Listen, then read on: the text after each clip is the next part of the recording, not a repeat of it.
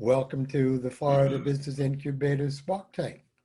Today we've got our SEO specialist, Robert Linger, and he's going to talk to us about keywords and SEO and how to make all that work. At least he's going to give us the basics of it because he doesn't have that much time. Right.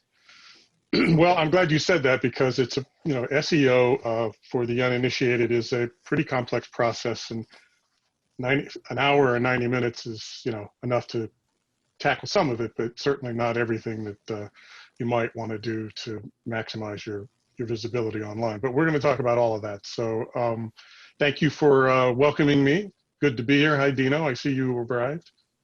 Yeah, sorry about that. No worries. So late. So let me just, if you don't mind, I'm going to share screen here and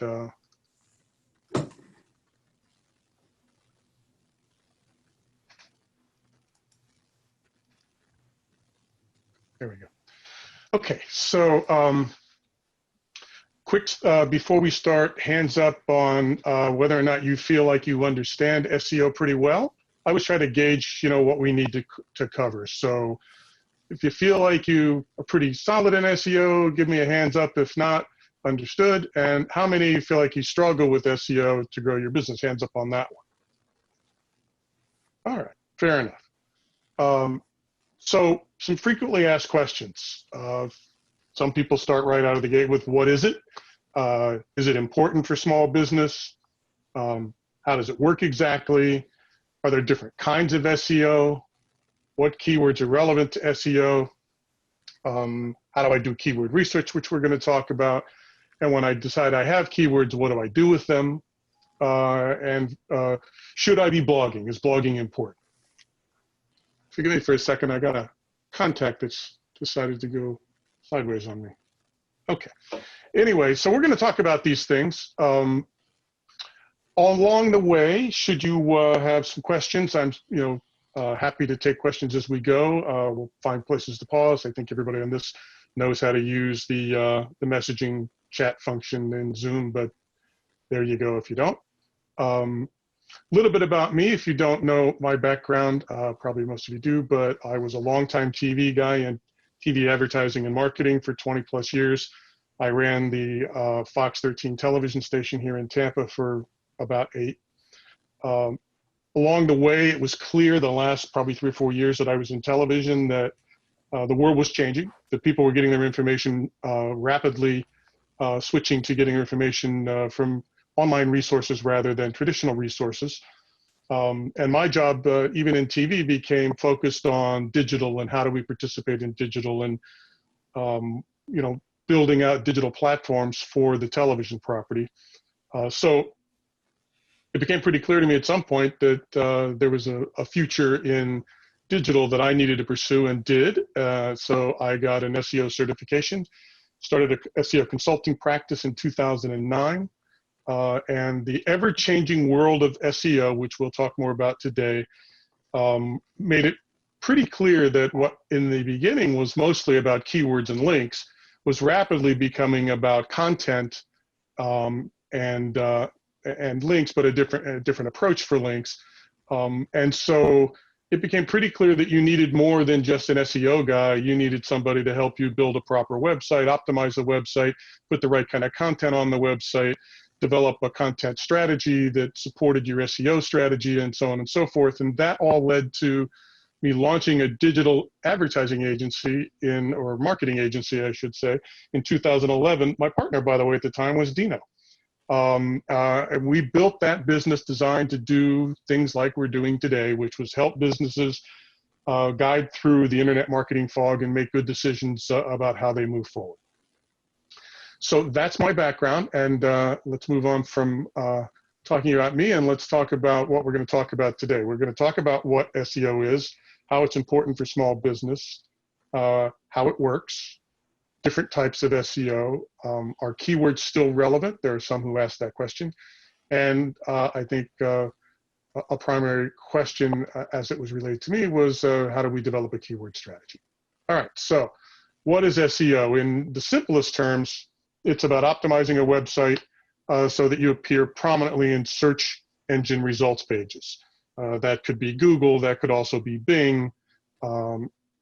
Bing's making a little bit of a resurgence, but Google really dominates, and you really have to rank in Google if you want to be found, although it's important to rank in Bing as well.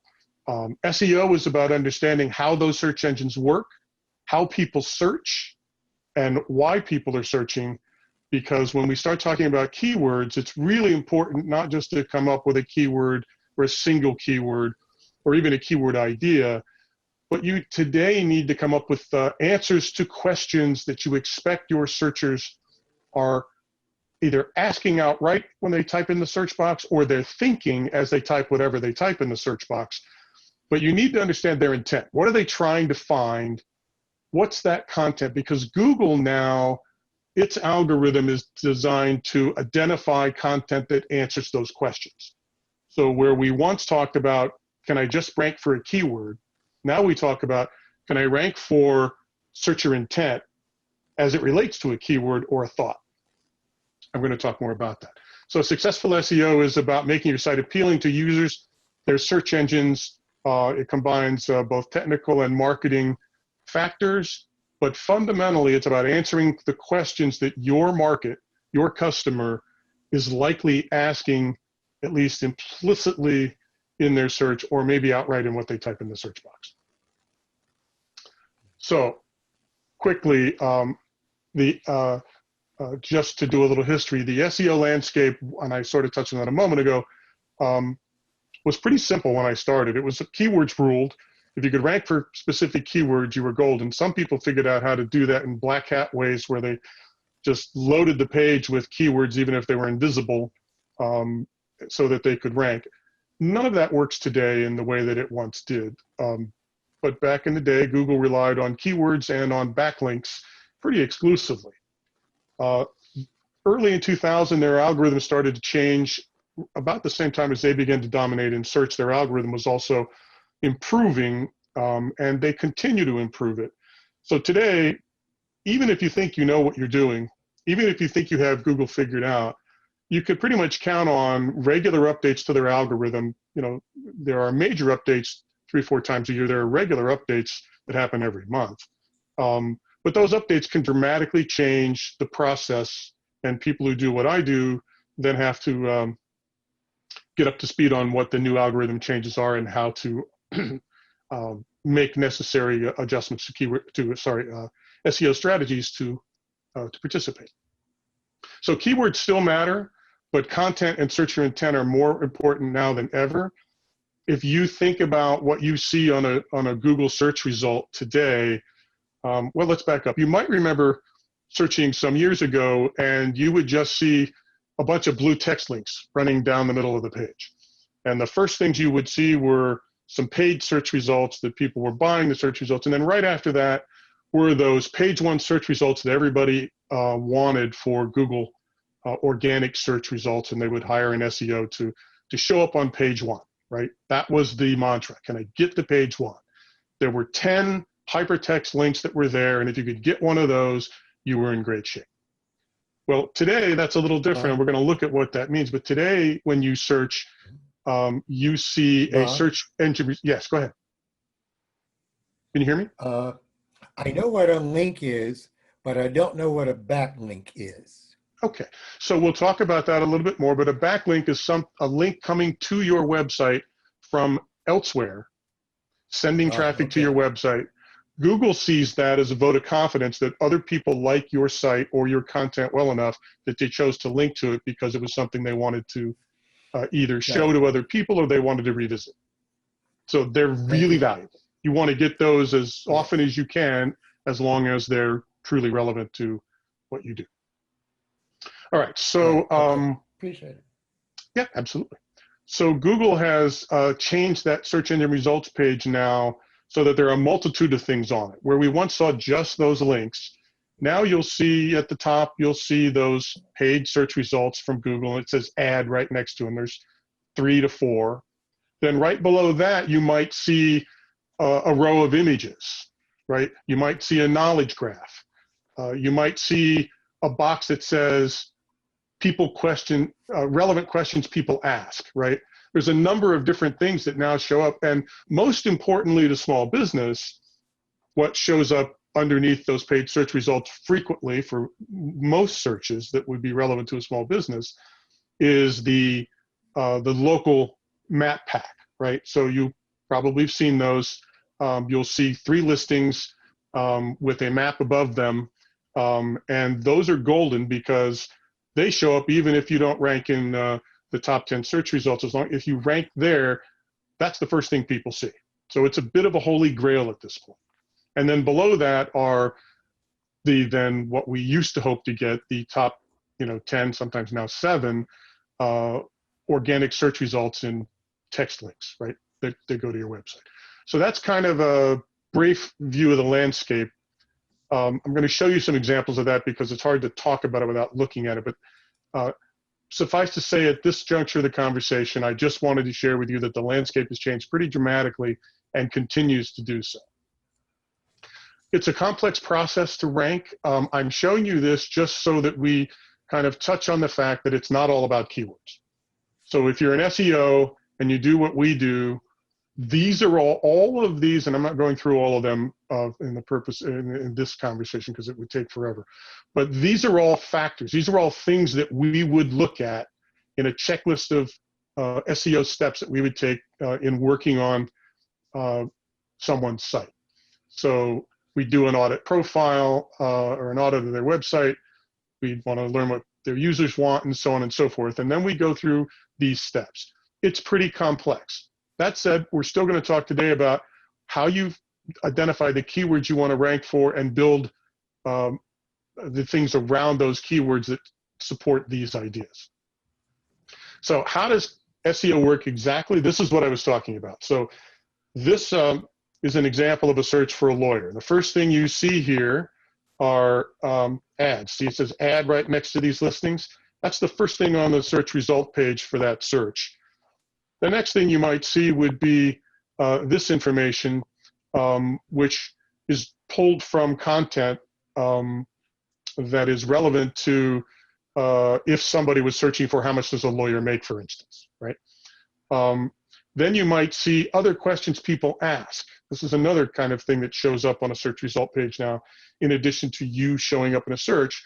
If you can answer these questions, if your content is discovered for answering these questions, when that link is clicked, the other people ask, it might be your content. Really valuable if you can make that happen. I got one of those. Yeah, good. Ideal. That's great. So those are called SERP features, search engine results page features. And there are a bunch of them. There's something called featured snippets, knowledge cards, knowledge panels, image packs, which is kind of what, well, actually, that wasn't what I was showing. Top stories, people also ask, shopping results if you're doing e-commerce, so on and so forth. So again, we could go through what all of these are, and I would be happy to talk about them if we want to. Suffice to say that all of these compete for space on the search results page in addition to your organic search results for your website. And some of them are things that you would like to target if your content is strong enough that you would be the result that shows up in these particular features. Let me just see if this, I'm not sure what will happen if we do this, but see if this will actually show it. Yeah, okay. So here's an example of a featured snippet. You might have seen these. Don't see it. Yeah, we're not getting your screen, just the PowerPoint. I'm trying to see how I share that with switching over to that.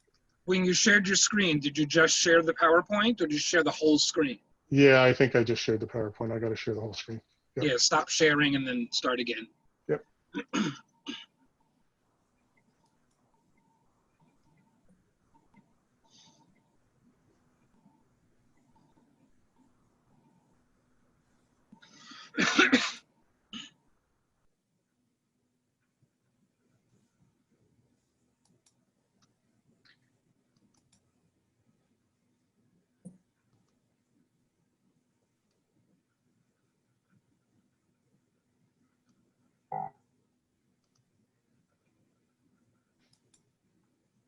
There it is.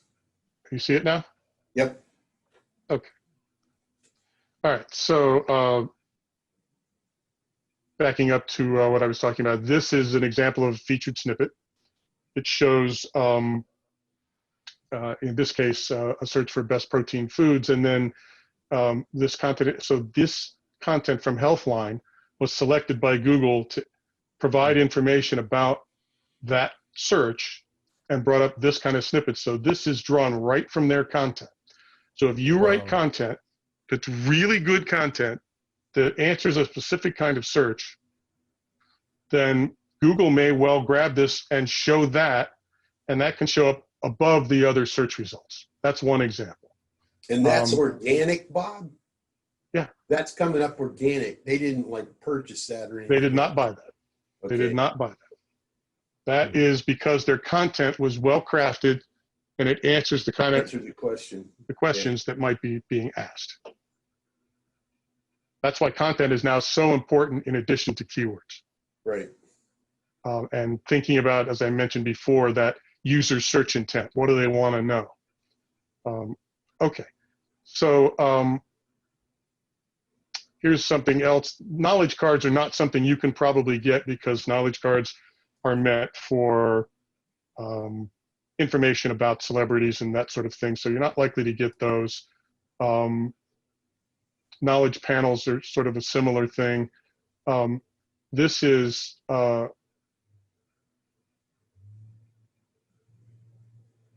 image pack where, depending upon how you optimize the images in your site and whether or not your images are fundamental to what somebody's searching for, you can end up showing up in an image pack, which would show up. These are some examples of what those might look like. Top stories, again, that's more news related, tougher for a business to get. But again, here's the other questions people ask. This is something you could rank for if your content is strong enough to support questions that you know your customers might ask, whatever that might be as it relates to your business. If there are questions that you know people ask and you have crafted content on your website that's very specific to answering those questions. Like, for instance, what does a business incubator do, right? If you write good enough content, long enough, informative enough, original content about what a business incubator does, and Google selects that, when somebody asks that question, you might well be the result that shows up with a link like this that takes people right to your content and your site. Wow, that would be great. Yeah. Shopping results is again for e-commerce sites, really not thinking there's too many of us in that regard on this call. Tweet boxes are your Twitter results. If you're really active in Twitter, you might get some of these. Site links are important. If your website is well optimized, your content is content that is clicked on often enough, if there are click-throughs often enough, then you may well start ranking or showing search results that show not only your link, but also these site links for pages on your site. If those sites are or pages are well optimized and have been pretty well traversed, you can potentially show up with site links like this. It's also true if you're buying Google Ads, you can actually buy site links like that, but we're talking about organic search today. So yes, you can show up in those. You can also show up for video. So if you produce video that answers the questions, you could potentially show up with a link like this that has a thumbnail to your YouTube video and your YouTube information. All right, so that's a quick look at jumping over to what those kinds of things are outside of just ranking for organic search results as they pertain to your website. So back to where we were. All right. Fundamental principles of SEO. Links are still important. Those backlinks to your site that Michael asked about are still fundamentally important. You still want to do your level best to write content that's strong enough and good enough and that answers the kind of questions that people ask, that people are going to link to because they want to revisit it, or that other sites might link to because they want to share it because they think your content is strong enough. As an SEO, So we how would does try to one- help company. Mhm. Go ahead. How does one generate backlinks? So you can ask for them. Okay. You can have, if an SEO does it or if you do it, you can visit a site that you think your content is really useful for answering a question as it relates to their business. Reach out to their webmaster and say, I have some really great content that I think would be useful for your website or for your blog or for, your company, your company website.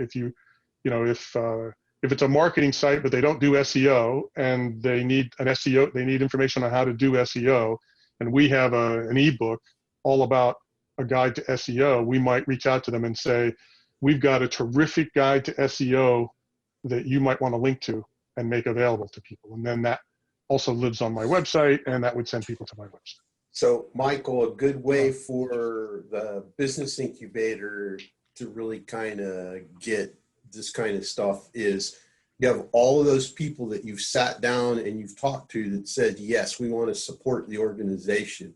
You want to write content for them about, that relationship and have them posted on your website, on their website, and link to the proper place on your website. So for example, one of the things that I've run across on mine is I have other partner organizations that have used my stuff before, but I don't have anything on FBI that, so I need content from you guys to say who the organization is so that I can put it on there and what our relationship is and link to your site. That gives the FBI site links, backlinks more or less from the Business Growth Simplified site more or less. And that's what Bob's talking about here. So yep. Is that a good example of that, Bob? Thank you. Yeah. Thank you. Yeah, it is. Yeah.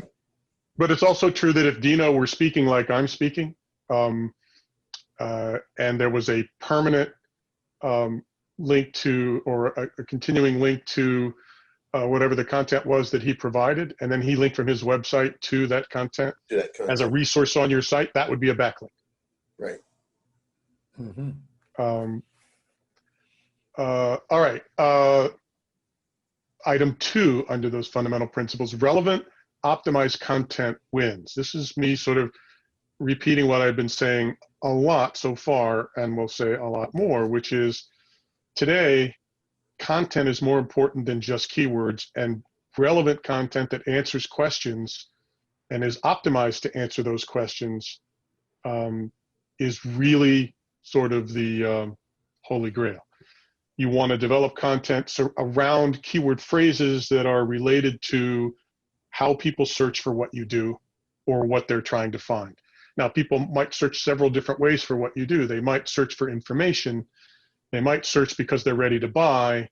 They might search, for any number of reasons. And so it's good to have different levels and different kinds of content that answers those sorts of queries at different points in what we call their journey, right? The buyer journey. And when we did the workshops previously for those that were on those, and we did personas, it's kind of the same idea. Where are people in their search? What are they looking for at this moment? Is it information or are they ready to buy? The kind of content you produce is different for those two things, and you might produce both, and then hope to rank for both of those. And so, Bob, what you're saying is that's not everything on one page. You're saying that each of those things would have its own individual page to answer those questions at the varying stages. Is that correct? It would. In fact, as an example, if I was doing what we're talking about now as website content, I would say SEO basics is one page, right? Keyword research is an entirely different page, right?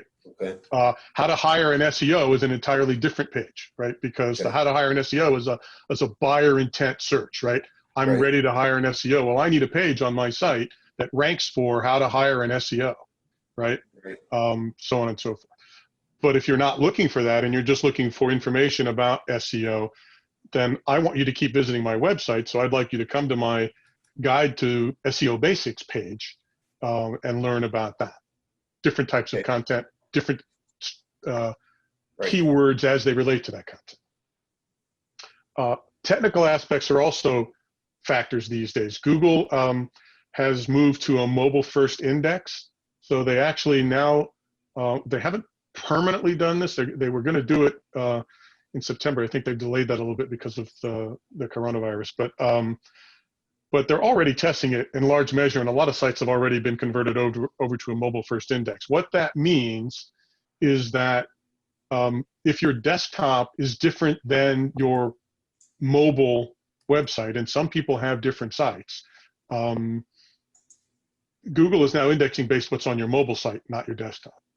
Or if the mobile version of your website has content displayed differently than the desktop version, and it can't be seen automatically by the search engine because of the way mobile is done, and you have to click something to see it, on a mobile first index, Google won't see that content.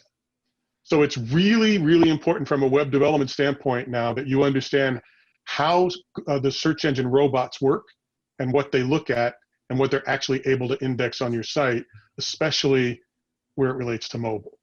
But there are a number of technical aspects that really matter, and it's a very long list, and we'll talk about some of it maybe. But fundamentally, there is technical SEO that needs to be done on every website to make sure that your site is up to snuff on all the factors that matters to Google on a technical basis.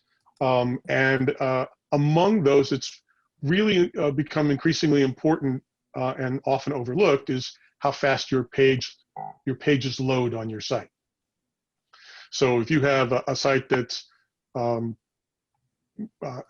structured well, it may look great, but the pages may load slow, pardon me. Or if all of your images on your site are too large and haven't been properly sized or compressed or both, then your page loads may be slow, and Google actually take that into account. Among the many factors that Google's search engine robots look at, page speed is a factor and an increasingly important one. So technical aspects are important. Mobile first is important. And these days, voice search is now a thing because people are using their phones to search, and mobile is so important to search. Now, often people don't type. They just take their phone, hit a button, and they say, pizza place near me, right? Or whatever they might say. That means when you think about your keywords, you need to think about what we call long tail phrases. Longer search terms, the way somebody talks, now becomes really important for how you set up the information that you put on a page so that it speaks to the way people talk to their voice search apparatus, whatever that might be. Does that make sense? Any questions about that? I know it's a little technical, but anybody have a question?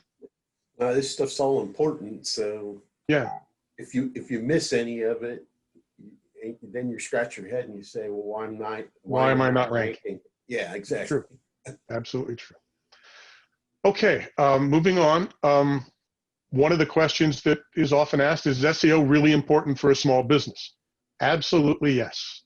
Being found online is essential, and I mentioned before, it's really important that you try to rank in the local map pack, which is not easy because there's only 3 for any particular search term, and it's different for every search term. There's only 3 that are visible. There are a list below that. There's a button at the bottom that says more that you can click and see the others, but almost no one does that. They just look at the 3 that are there.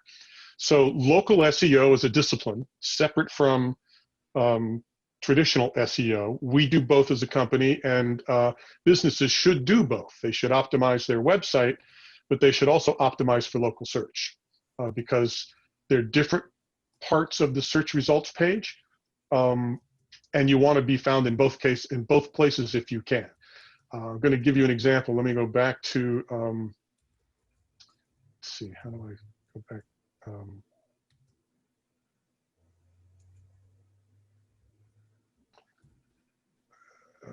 Let's do a quick search here.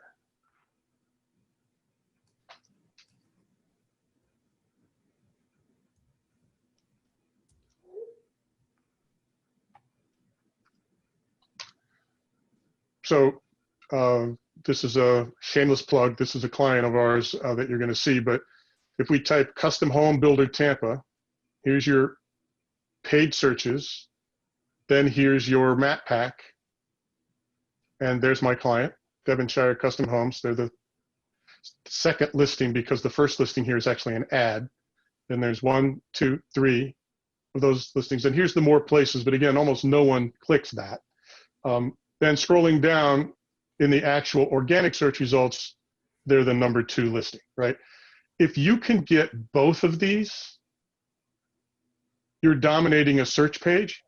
A searcher, sort of psychologically by definition, if they don't click here to go to your website and they scroll down a little further down and then they see you here as well, now they've seen you twice and they think these guys must know what they're doing.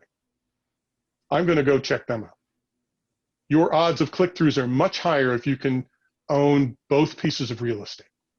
And if you have money and you want to buy paid ads, you can actually dominate the search page by having all 3. So those are things you want to try to accomplish if you can.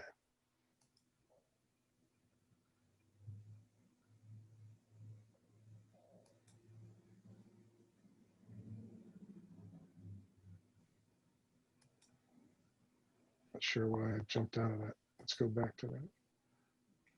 Alt-Tab.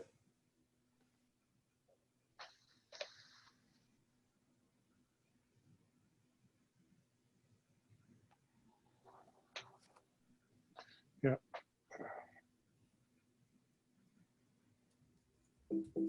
There we go.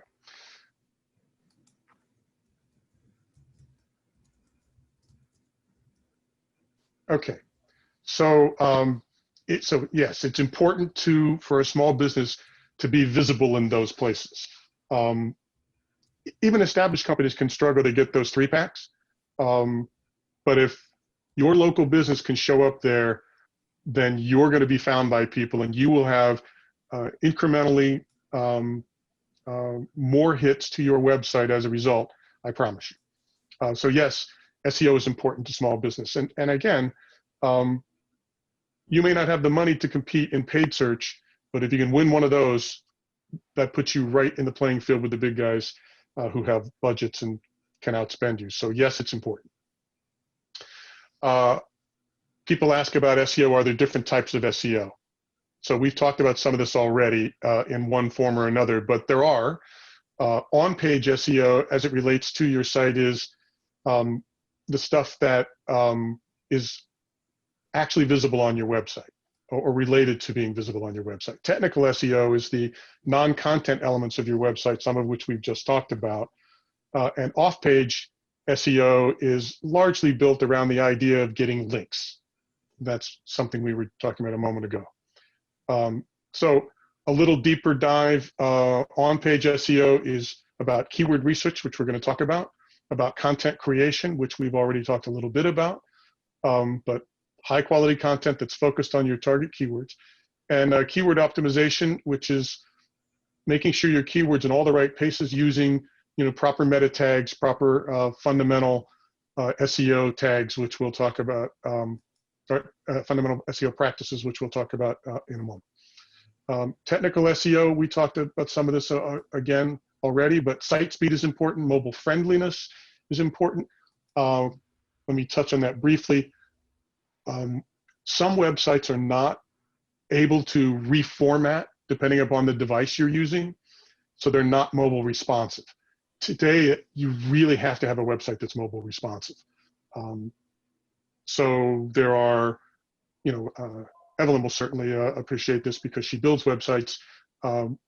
Web builders want to build websites that will reformat to whatever size a device someone's using. So if you're using an iPhone or an Android or an iPad or a laptop or a desktop, they're all different screen sizes.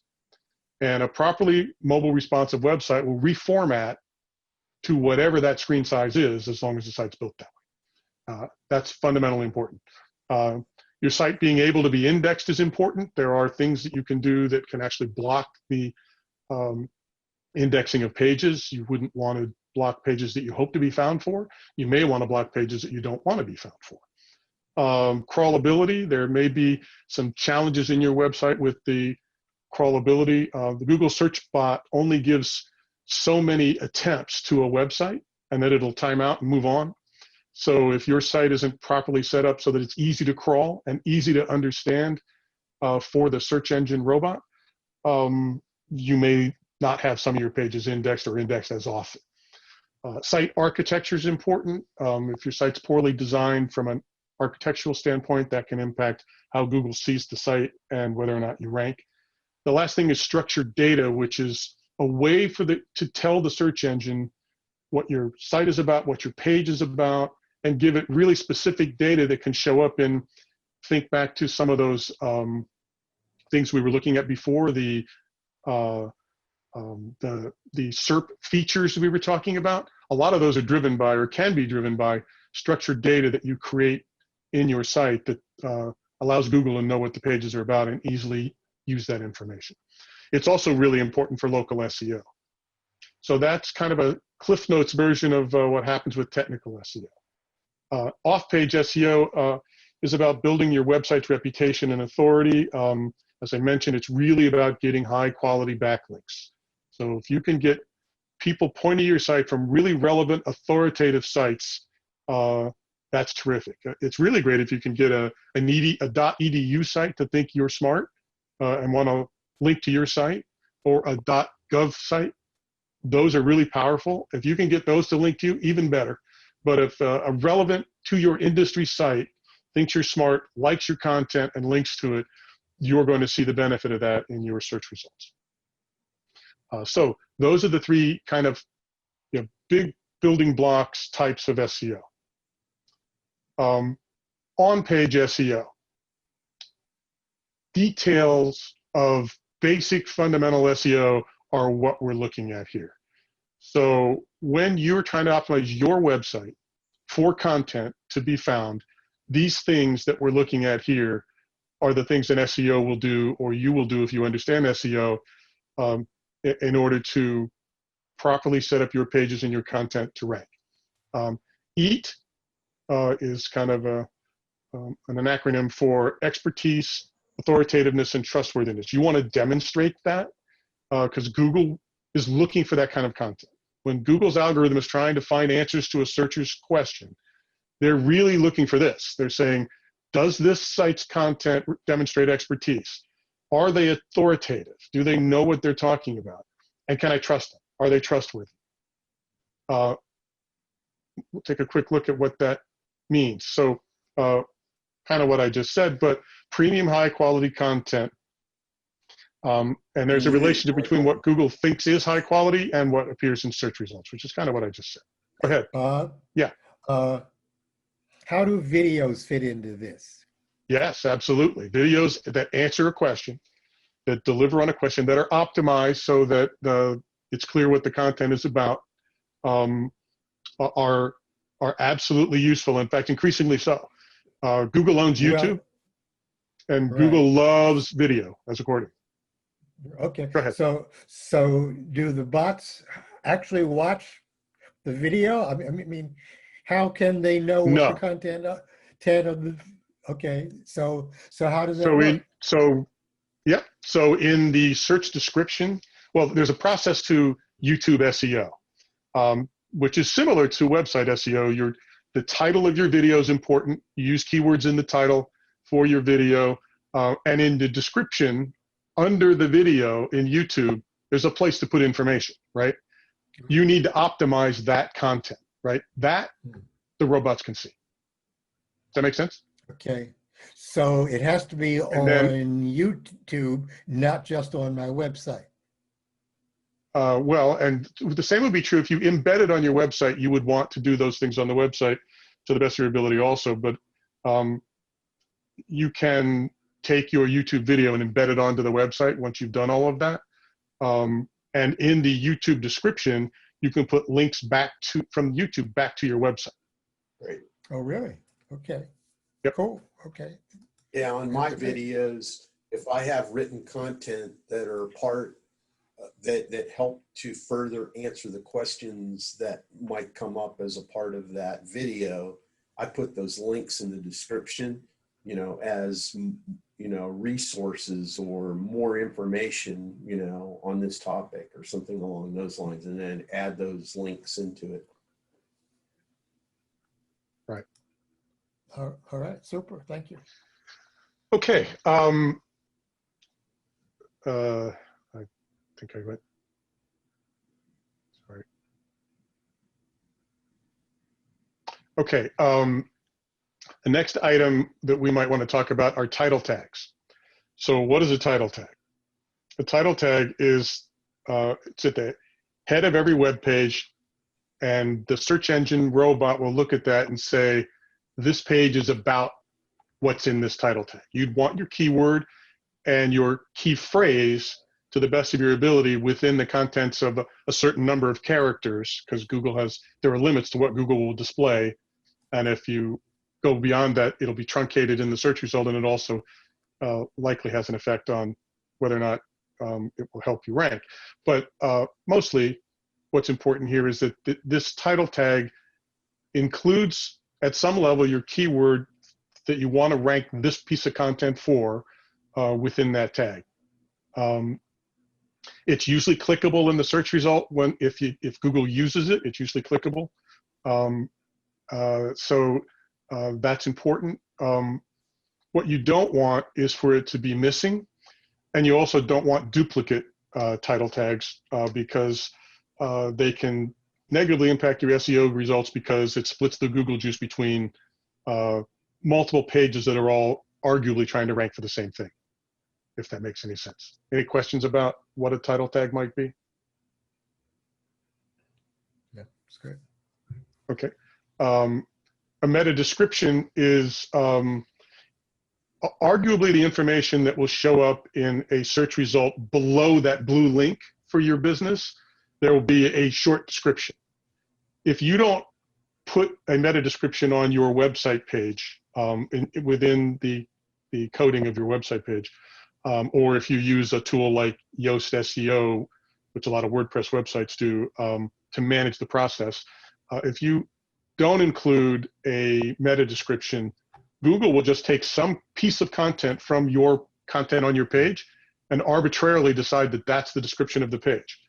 You would much rather, and they may do that anyway in some cases, but you would much rather identify what you want people to see that, this page is about, because it helps the click-through rate. If you show up in a search result along with 9 or 10 other people, you want them to click yours.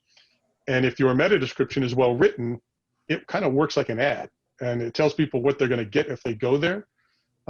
You want that to happen, and you want them to click on that. So meta descriptions are important for that reason. They're not necessarily really a ranking factor, but they are a click-through factor, so they're important. Headlines. You want your website to perform well in search, so you need really good headlines. Headlines are designed similarly to spark people's interest. You want people to know that this answers my question. This is really important to what I wanted to know. I'm going to click it. It's really copywriting 101, but a lot of people, will create a web page that says, welcome to my business. Well, unless I was looking for welcome to the business, that's not as helpful as, speaking directly to why I went there, as a for instance. Okay, header tags. These are in the order of H1 through H6. These are designed to break up the content on a web page. They look like section titles if you're looking at a page of content. Let's go look at one so that you can see what we're talking about.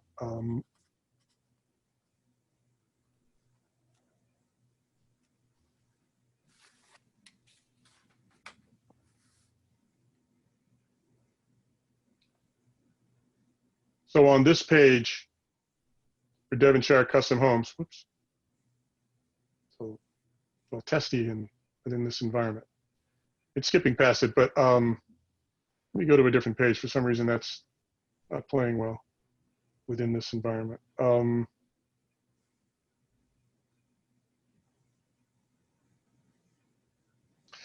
So this is a tag. There's only one on that page. Kind of a blog page. Yep.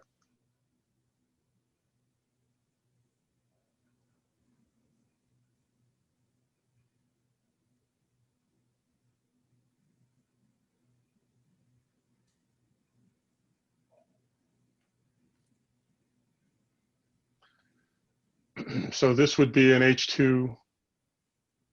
These are not, I didn't write these blogs, so they're doing their own blogs now. So there's only one. But anywhere where there's copy broken up, this could be another tag, for instance. This could be an H3 tag. The idea is that you want to, they used new custom home. They used new custom home here. So they're trying to rank for new custom home for this page. Does that make sense? So Yeah. this is speaking to user intent, right? They want to maximize space in their new, but they want to be found for new custom home. So they are trying to rank for that content. And so they have utilized it here and again here, and I'm going to guess in the body copy elsewhere they've probably done so. Right. That's kind of a brief look at. Bob, is H1 more important than H2 than H3? Well, you know, interestingly enough, I've always said yes, because it's a hierarchy. Increasingly, there's a debate about whether or not that's true. Having an H tag is fundamentally important. I still maintain that an H1 tells the robot the most important information on the page. An H2 tells it, you know, the next most important information on the page. H3s are utilized for a little bit directive content, but maybe not quite as important. H4s would be, you know, a little bit further down the food chain in terms of relative importance. If I'm building a website, I still build it that way. But increasingly, there are arguments among the SEO community about whether or not it matters between H1, H2, H3. But what does matter is having no H tags would be a problem. You definitely want to have. I've had problems, Bob, where I've accidentally hit an H1 tag in the body of the copy, and Yoast has basically flagged that and said you should only have one H1 tag on the and that's a title, you know, is usually an H1 tag, so they didn't want any more down in the body copy. So right, and that's an SEO best practice to only have one H1. Gotcha. Oh, really? And Yoast has rules built into it, which is really helpful if you're not an SEO to follow what they have built into their tool, because it helps you, because it will give you structured analysis of what you've done and directive information about what you might do to improve it. And that's an example of what Dino just said. It's a great tool. My writing has actually gotten better as a result of using that tool and it flagging, you know, where I'm using too much passive voice and all these other kind of things. So, right. And what tool is that again?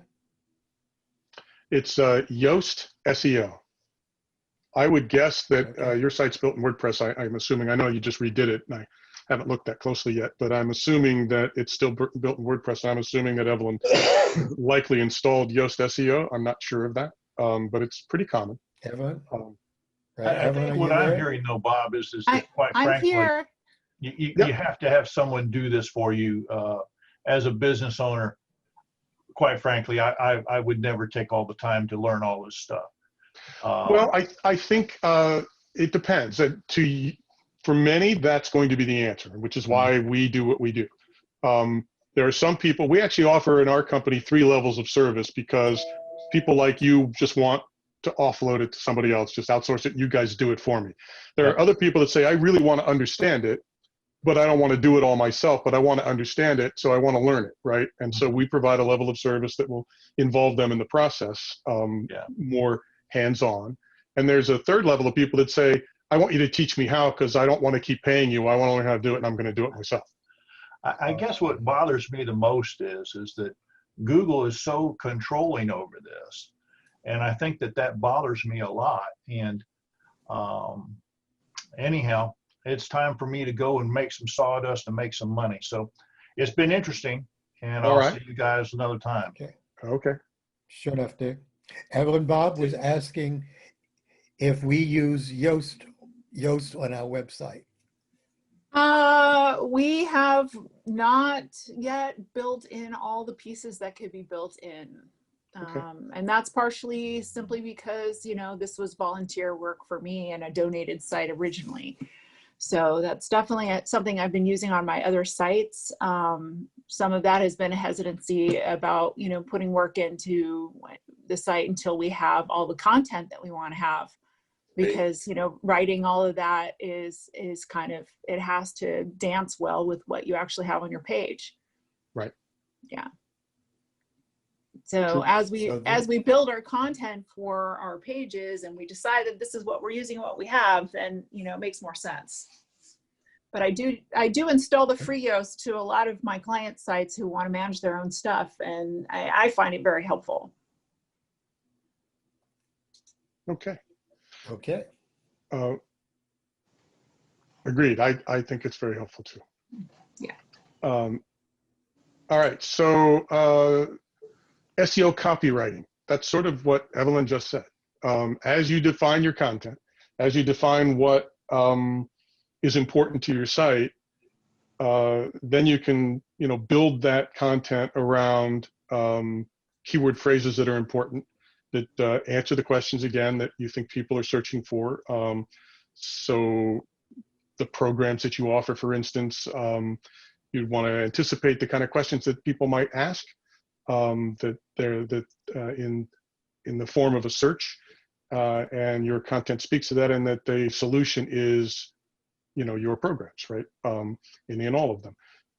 So SEO copywriting is all about making sure that you not only share the information you want to share, but that you share it in a way that speaks to searcher intent, and that you involve the keywords that you want that particular piece of content, or key phrase that you want that particular piece of content to rank for. We talked about this a second ago, but avoiding keyword cannibalization. So this is a little bit of a quiz here, but sometimes people say, well, if I have more pages, you know, targeting the keyword, if I have a bunch of stuff on my content all about this keyword, won't that help me? And like I said a minute ago, not really. It actually works against you if you have multiple pages all trying to rank for the same thing. Then it splits what we call Google juice among all of those pages, because Google sees all of them as important or interesting or whatever, and it applies a certain amount of Google juice to each one of those. Better that you canonicalize it, which is basically a fancy term for saying that you direct all of those pages that are about that subject matter to a single page, with respect to the search engine. You tell the search engine, the most important stuff on our site about this, even though we have other pages about it, is this page. So an SEO would say there's 3 pages about, new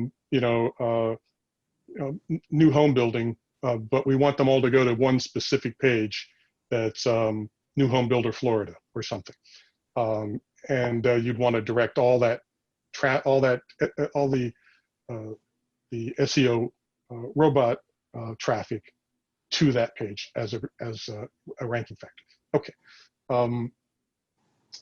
Then content audits. Basically what this is saying is that it's important to audit your content pretty regularly, to make sure that your content is achieving the goals you want to achieve. You know, you're going to determine that by looking at tools. If you have Google Analytics on your site, you'll be able to see what pages people are visiting, how much time they're spending on those pages, whether or not you have a high, what's called bounce rate, where people go to the page and in seconds leave it. That's not a good sign. It means they didn't find what they were looking for. There are also, you can go to Google Search Console, which is a tool for evaluating the health of your website, and it will also provide you with information about, similar to analytics, about what pages people are visiting and whether or not there's any indexing problems, you know, or crawlability problems from a technical standpoint. Those are not content related though. But then tools like Website Auditor, which is a tool we use, or Screaming Frog, or which is both technical and content, or SEM Rush. There's a number of tools that you can use to sort of audit whether or not your content is being found by the people that you want to be found by, and how it might be ranking relative to other people. So we also use a tool called SEO Rank Tracker, and that allows us to look at multiple people. I can give you an example of that actually.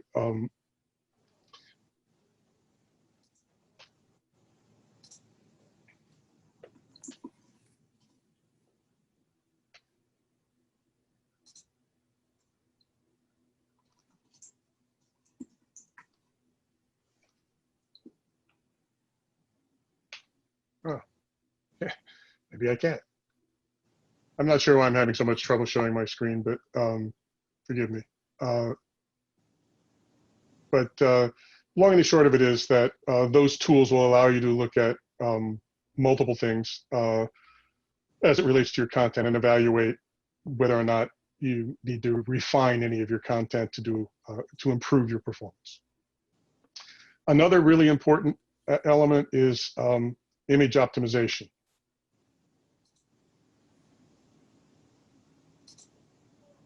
So your pictures on your site can be optimized for search. And increasingly, Google will show images in a search result if those images speak directly to what somebody might be looking for. Your images can be optimized from the standpoint of a title, just like other content. You give it a title, and then you give it what's called an alt image tag. Because, like Michael said about a video, the search engine robot can't actually see the picture. You put what's called an alt image tag, which is also used for people who use screen readers because they're using Braille to tell them what pictures are about since they can't see them.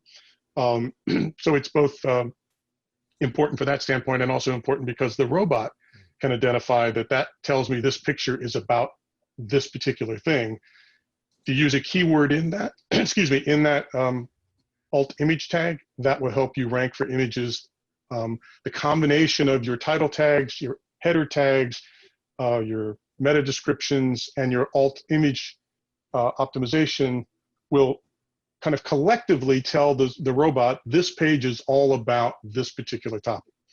The combination is, the sum is bigger than, the whole is bigger than the sum of the parts. So it's really important to get all these things right. User engagement. This is sort of the last part of the on-page discussion. Google really likes to reward sites that people are engaging with. So if your content is good and people visit and they don't bounce, they don't jump away, but they view it and they stay on the page for a reasonable amount of time, they click other links to other content within your site, and they come back.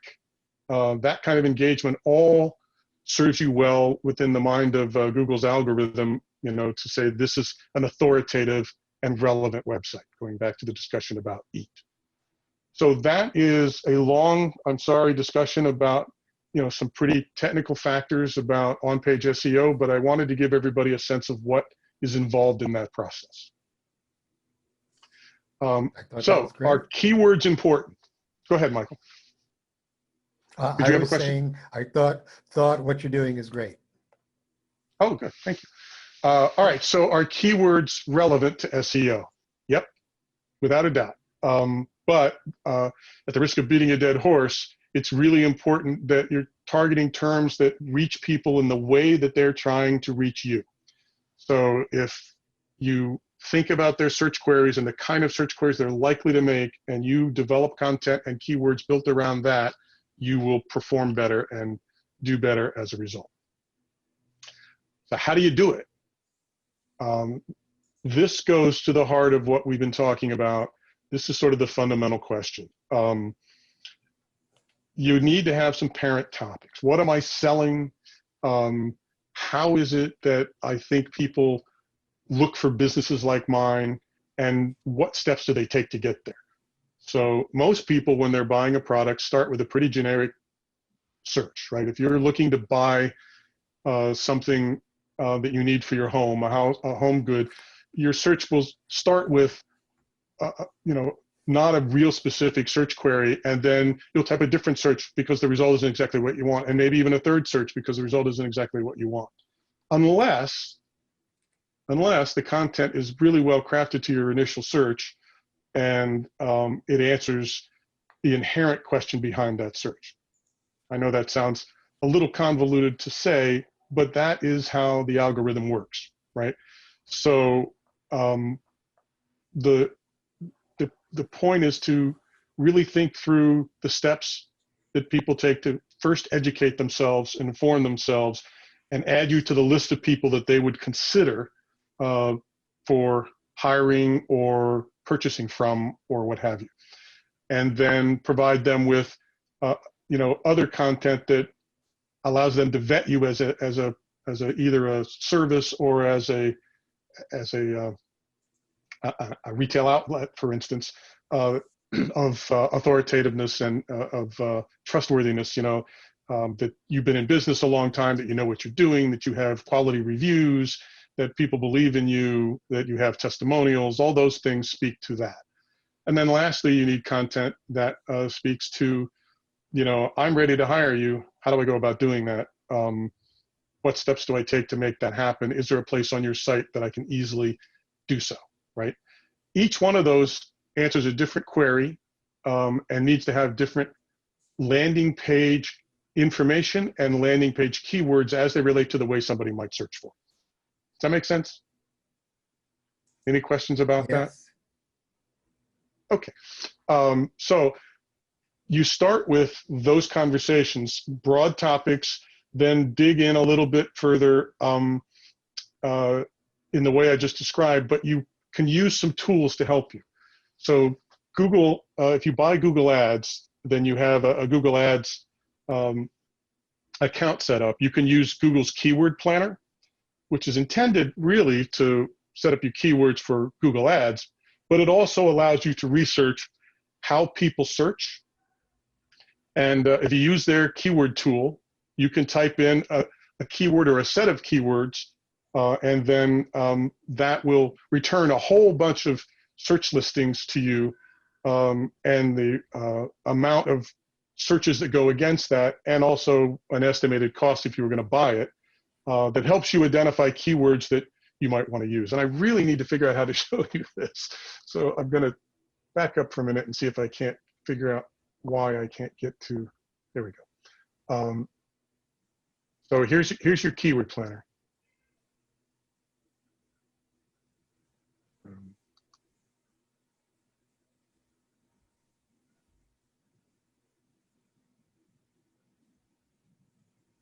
So this is, I just rebooted.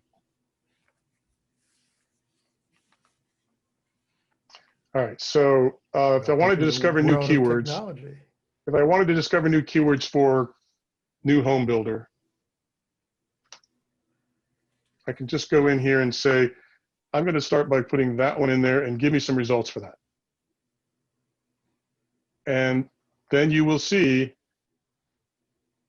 a number of search keyword searches by relevance, right? The average monthly numbers of searches, 1,000 to 10,000. How many people are competing for it?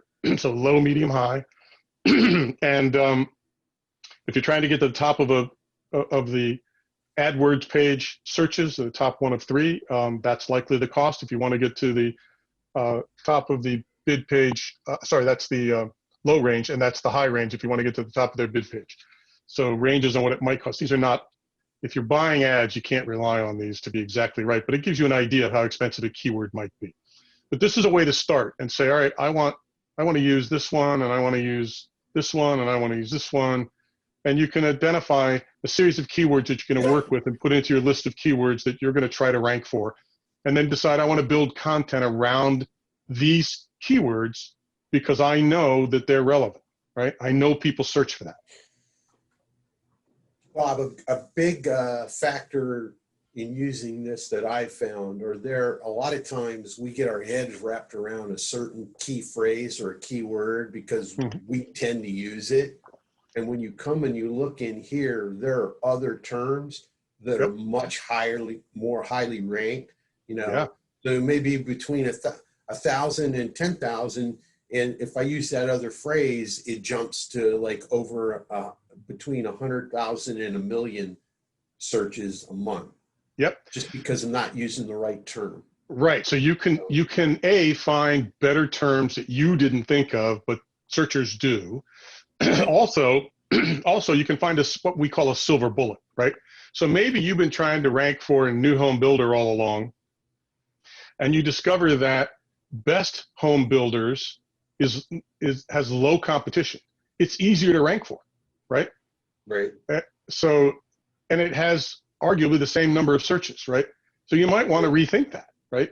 And you might want to approach it differently. And I'm not sure this is a really good example because I'm not sure I would do that particular search term that way because it's likely used in a different way. But my point is still the same. A low competition search can be a really powerful way to compete when you're trying to improve your search results against somebody who's well optimized, right? So you would look for those kind of things. I'm going to take a run at this and see if we can see this screen. Can you see this screen? Yep. Okay. Yes. So this is Rank Tracker. This is a tool we use. This is Devonshire Custom Homes, and this is history of search terms for them. But these are keywords that they're ranking #1 for right now, right? And these are keywords that are in the local search pack and ranked #1.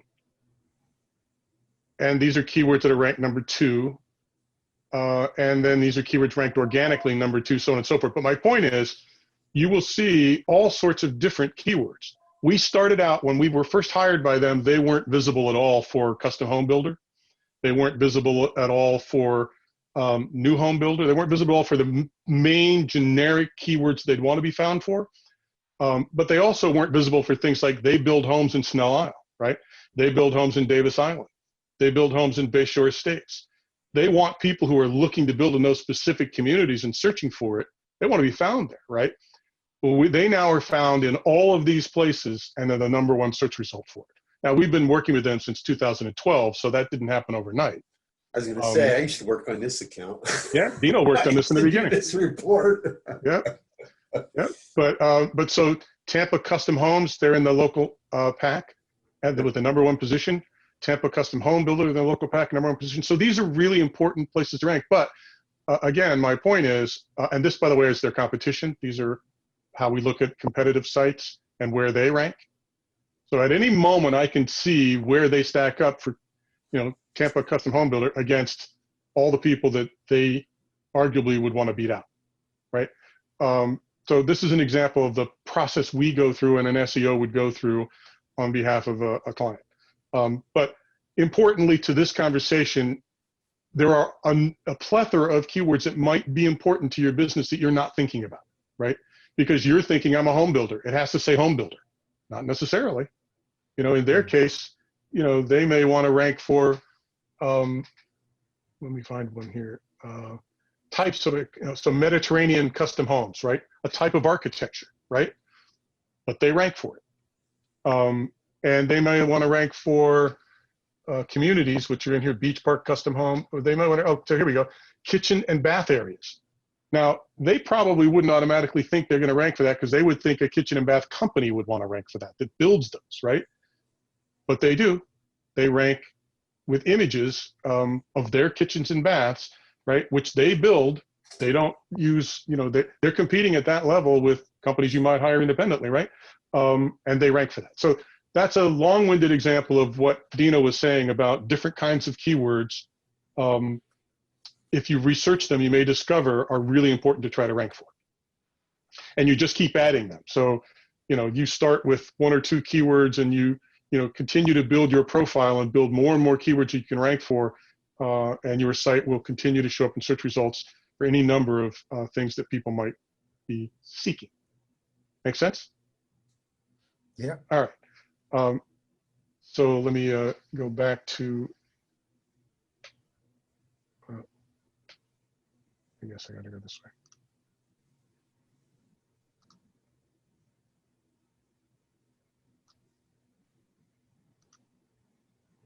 All right.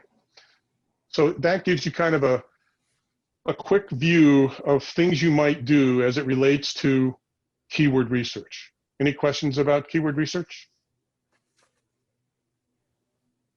All right. and this is just, I just did all of this, but you go looking for key terms and the level of difficulty and then user intent, and we just did all that. Okay, keyword tools. I mentioned Keyword Planner. I mentioned Google Search Console. You can also use Bing Webmaster Tools because you want to rank not only on Google, but also in Bing. And SEMrush is another tool that it's a paid tool, but it provides you with a ton of information. You can do audits of the website. You can do competitive keyword assessments. You can do your own keyword performance assessments, so on and so forth.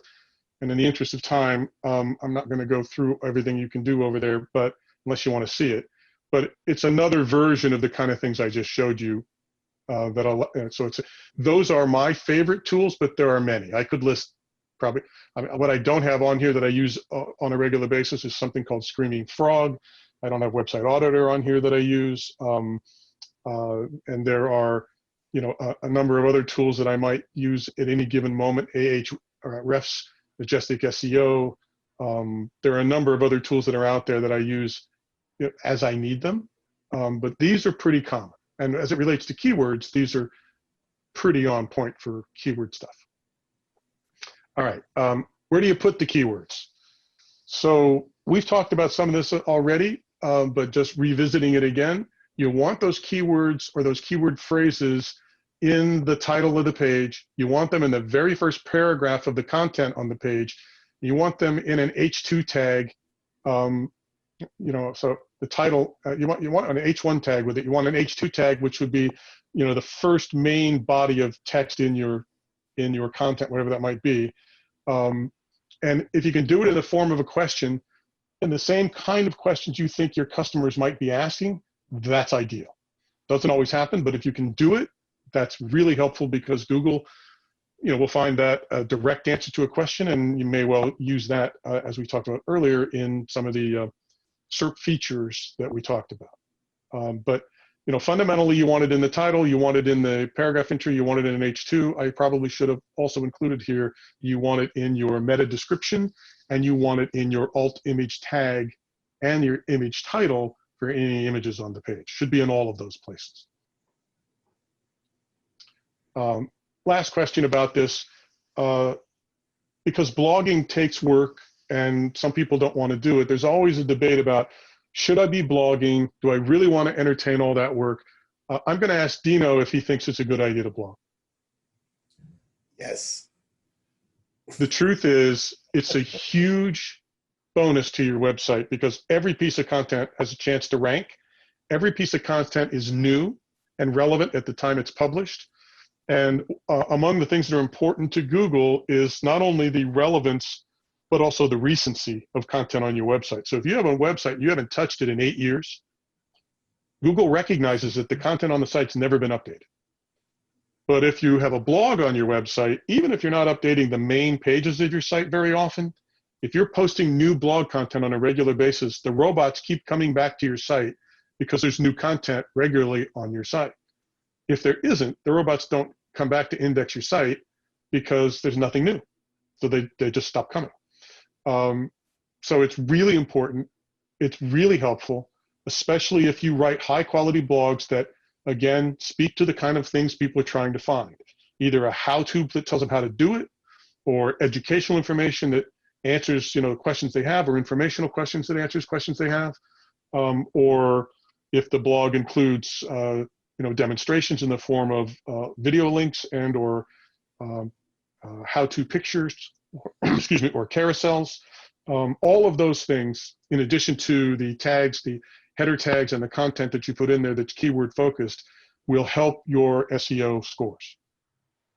So yes, we think blogging is vitally important. In fact, though just in the last few months, Devonshire Custom Homes, as an example, has started to do their own blogging.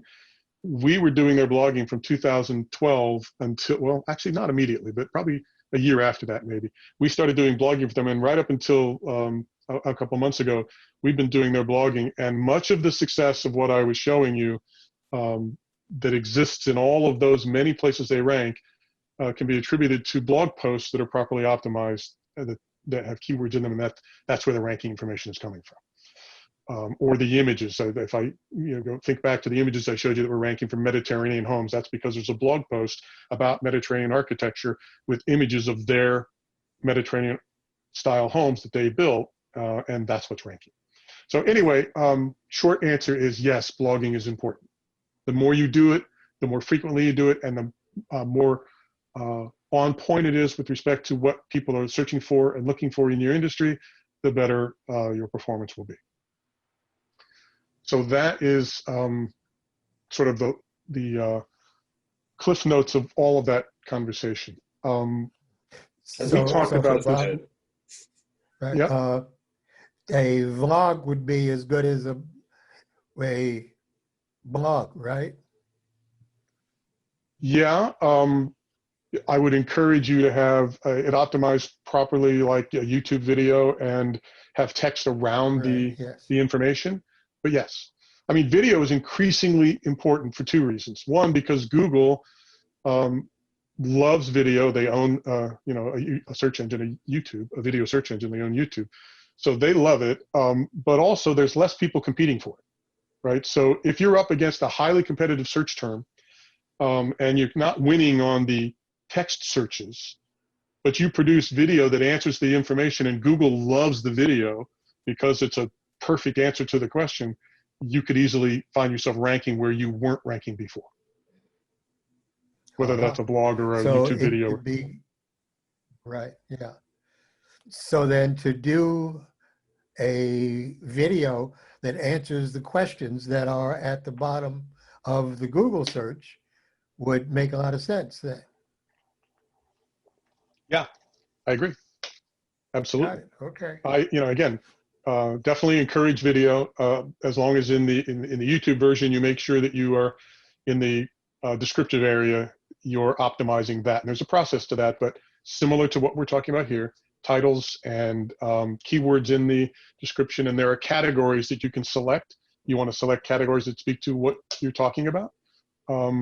And then certainly, last but not least, you want to put a link back to your website in that description somewhere that they can click on and come back to your content on your website. Mm-hmm. Yes. All right. You can turn those videos into text blogs. Oh yeah, I'm sorry. Yeah, I mean, some people, you can actually in YouTube, you can create what amounts to closed captioning or just transcribe the whole thing either for closed captioning or just to put in the description area. And you can put the entire text of that in the description area, and it will be indexed by Google. I don't always do that, but you can do that. Uh-huh. Cool. Okay. Well, we've covered a lot of ground. It's 20 after, so I don't want to not answer questions. Are there questions that I haven't covered that people were thinking about? Are there things that you wanted to know I haven't talked about? No, I think you've done a great job. All right. Let me just revisit. Evelyn can't hear you. Oh, sorry. Oh, go ahead. I think the most important thing for people to remember, and you've said it over and over and over again in this presentation, is like you kind of have to have some foresight about what people are searching for, and write your keywords and your content around those kinds of things.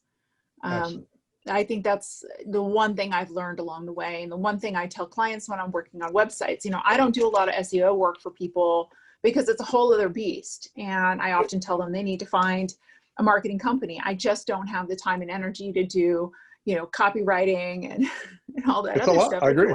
It is a lot. It is a lot. And it's a lot to build a site and worry about just the functionality of it and having to guess. Oftentimes I try to help my clients understand what I need from them. But as I keep building sites and they get more complicated, I'm beginning to see like I have to ask questions about the images they're giving me and why they're relevant, to the content that they're posting, because I'm going to have to start writing alt text.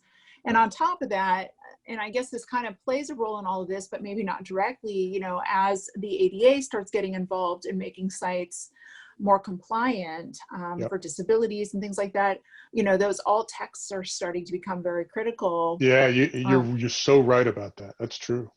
From a web development standpoint, I mean, this because you do this, but there are opportunistic lawyers out there who are suing people, web developers and companies, because their sites are not compliant, because they don't have alt tags, they don't have all the other compliant issues, which I don't want to, I know you know them, but I don't want to spend too much time on. Well, I'm still getting my head wrapped around all the compliance issues. So yeah, you know. well, but you know, from looking at it, it's a lot, right? It's a whole, as you pointed out, a whole nother discipline, you know, to make sure your technical compliance back end of your website is compliant from an it's ADA compliance. Yeah, it's a compliance thing. Right. Yeah. Yep. So, and when I started this 20 years ago, teaching students basic HTML and, you know, how to slice up their Photoshop and turn it into Dreamweaver. I mean, it's a whole other beast. And I feel like I'm always learning myself, you know, about how to handle all these pieces. But SEO is definitely one that I've avoided tackling because it would take too much time. Well, it's a lot of work. At the risk of trivializing, you know, what we do as an SEO company, there are fundamental basics, you know, that are important that can get you off to a good start. And I was mentioning that earlier when we were talking about the 3 levels we provide. So because it's a lot, and because at its full capacity, it can also be an expensive proposition depending on how big your website is. For some people, you know, they're looking for a relationship that they can afford that will make a difference, right? And so there are some fundamental basics that you can get right, which are kind of the things I went through before, just the basic, you know, tags, getting the tag structure right, getting the alt image tags right. If you get your keywords in the right places, well, if you start with having the right keywords and the right keyword phrases because you understand searcher intent, and then you get them in the right places in those places, and you do a little bit of blogging. If you just do those, that's kind of a scaled down, simplified, let's get off the ground good start. If you get that going for people out of the gate, they can at least get, you know, a foothold and do better than folks who are not optimizing, right? And we offer that. We try to help people at that level, and then for larger budgets and larger sites where we can do more on their behalf, we do a much deeper dive that involves website audits and technical audits and page speed improvements and all those other things I was talking about. But those are a little bit larger budgets to make that happen. But, Bob, yeah. would you be okay with the Florida Business Incubator posting this slide deck on our website? I would be okay, except that I know, having gone through it, that there's some things I need to clean up a little bit first. If you don't mind, I'd like to edit it a little and then send it to you, if that's all right. Send it to me, Bob, too, so I can get it up on the site. Yep, I will. Absolutely. You know, it's funny. You think you have everything the way you want it, and I don't know. It never happens. I don't know if it was obvious to all of you, but I tried to do something I don't always do in this, which is for presentation purposes, in a Zoom format, I'm trying to create jump pages so I can link from a certain part of the presentation to a certain part of the presentation. I'm not sure I got all those right. so I need to clean some of that up. But the, you know, the sort of normal scrolling through a presentation is not what I did here. I created clusters of content so I could jump from one area to another as it related to what people wanted to know. And I don't always do it that way, so I just want to clean it up a little bit before I send it to you. So I have 2 questions. Oh, go ahead, Michael. Go. Well, one of them is. I was just going to ask. Go ahead. Well, you said go ahead, then you went. Well, okay, yeah. So would it make sense for us to backlink each other? Yeah, but you have to have a reason. So I guard against it. Just know this: if Google thinks the links aren't real links, then that's not necessarily good for you either, right?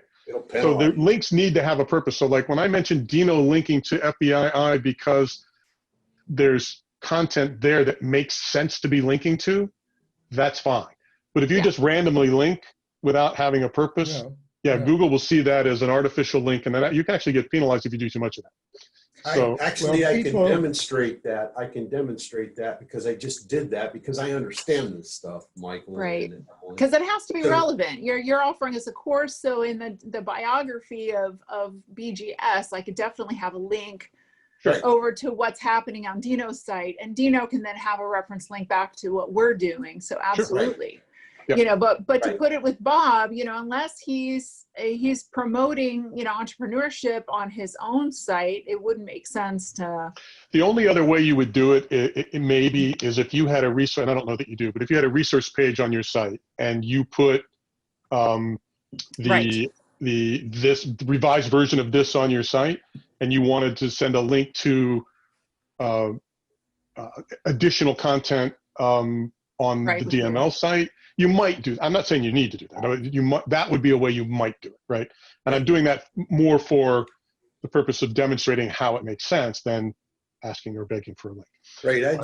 So a good example of what I did was the content that you had, Evelyn, on that you put on for the free seminar webinars that we're currently promoting. I made a page on mine that has that information on it, and I'm sending people there. Okay, but they're not signing up there.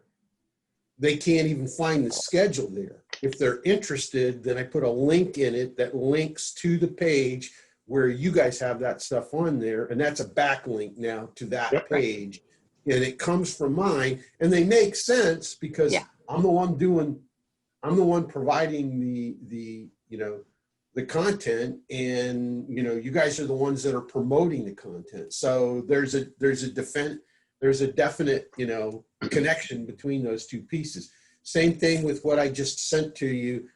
I actually linked to my blog pages the topics that were in the bullet points that were a part of that. And so we could add those, you know, and we said, you know, we want to probably put some articles maybe in the newsletter as the newsletter goes out on each of those different topics. And then we want to backlink those obviously to, you know, either they can get more information if they want on my blog, or, you know, if they're interested in signing up with the webinar, you know, so that's the way you create those backlinks, is by talking about things and providing those additional resources. So I hadn't thought about a resource page like Bob just suggested. That'd be great. You know, I mean, you should have everything on there from everybody that's provided, you know, content to the, you know, or a presentation, because you guys have been Right. recording Well, it. with the archive of our Sparks, if Yep. anybody, like when Hoover Digital did their presentation, you know, I asked for that presentation. Not only do we have a link to the YouTube video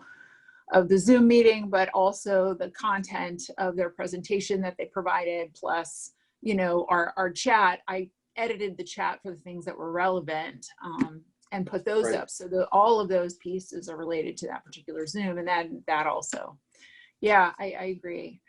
My question or questions, you know, we've been talking about redesigning our logo, Bob. Yeah. Does it make any difference from a Google search perspective, the change out of a logo with an organization? No, I mean, you're gonna optimize the logo itself, right? You'll title the logo and put an alt image tag on the logo itself. If you've already done that and you're doing the same thing, I don't, you know, I guess you know, in a perfect world, you'd want to do you'd want to see what kind of backlinks you already have using, like we use a tool called SEO Spyglass. But you'd want to see if there are if anybody's for any reason linking to your logo, and you'd want to set up, you know, redirects to that, you know. Just Well, to I'd make probably sure. just title it the exact same Right. title and overwrite the file, because it's a lot easier to Yep. replace things that way and not damage anything, right? Yep. Yeah. Yeah. So the answer is then you'd be fine. And have you seen the redesign of our site? You know, it looked good. I didn't have a lot of time to really peruse it. I saw your note about, you know, helping checking links and stuff, and truthfully, I just haven't had a chance to do that yet. But it looked good. Awesome. I like how you put it together, and it looked like from a usability standpoint, I thought it was really good. Right, easy to navigate and figure out what I hope to find. I think if I'm searching for what the incubator is about. So yeah, I think it's good. Good. Yay. Yeah, you're welcome. So yeah, others, questions, any other thoughts? So we'll just sort of revisit what I started with, which is, does it work for small business? And what do you get out of SEO for small business? And here's your list, right? You can get a competitive edge through one of the many different things we talked about. If you're doing the right work on developing your keywords and your content, then you're going to end up with efficient audience targeting, because other than hiring an SEO company, it's free, or your own time, right? Answering common customer search questions will be fundamental to your content if you do the things we were just talking about. So you stand a chance to show up in better search results and be more resourceful and responsive to your customers, because you'll be spending more time thinking about it. Growing your brand presence, because again, this process can help you be more visible and improve your brand. If you're going through the processes we talked about, you'll likely be developing content designed to educate prospective customers, which can only help your business, and build relationships with both prospects and existing customers. And lastly, if you have mobile-friendly, immediate, relevant content for your prospects, that's ideal for all the reasons we've talked about so far for ranking in Google search. But it's also really important for developing, people who visit your site into prospects and eventually customers. So yes, I would argue that SEO is not only useful for small business, but essential for small business at some level. Super. So Bob, you are clearly an expert in marketing. Are you a sales expert as well? I like to think so, but I'm not sure what you mean by the question. Well, there's marketing, which is letting people know that your product or service exists, Right, and then right. sales is the process of Then there's getting them to actually make a purchase. do you close the leads? Yeah, Right. yeah. Do you close the leads? Yeah. I understand. Yeah, I think so. Okay. I spent a lot of years. Come on now, dude, you're being modest. So let me put it this way: I spent a lot of years in television ad sales, about 20, and so I think I know how to do it. But I'm not big on bragging on myself, but I think I do. Hey, he sold air, so if you can sell air, you're a pretty good sales guy. Isn't that that's from City Slickers, right? Yeah. That's All right, super. Yeah. Well, thank you for this. You did that too, right? You were in radio when you first started, Bob. Well, I did. You're right. The first thing I sold was like Dino, I think, sold car washes or something. Was that what you sold first, Dino? That's right. Yeah, I read your book. Car I remember. washes? I read the book. He got his entrepreneurial bent from selling car washes, as I recall. Yeah. But a sign up on the board, and I sold lawnmower services, meaning mowing lawn service, and then I sold newspapers. Yeah, and then I sold did that one for sure. radio advertising, and then I sold TV advertising. Yeah. Anyway. Very good. So look, it's been great to be together with everybody again. Hopefully this was useful, and hope you got a lot out of it. Definitely. Mm-hmm. Who was it that had the? Oh, it was Carl. I was shocked that Carl wasn't even here. I don't know. I know he's going to be asking for the video version of this for sure. Okay. Oh yeah, right. Yeah. Yes. Well, Carl was the one that had the question. I tried to answer the questions, and I was like, I said, Bob's really the expert on this. Why don't we see if he'll do it? Yeah. Right. Well, We appreciate you. Thanks.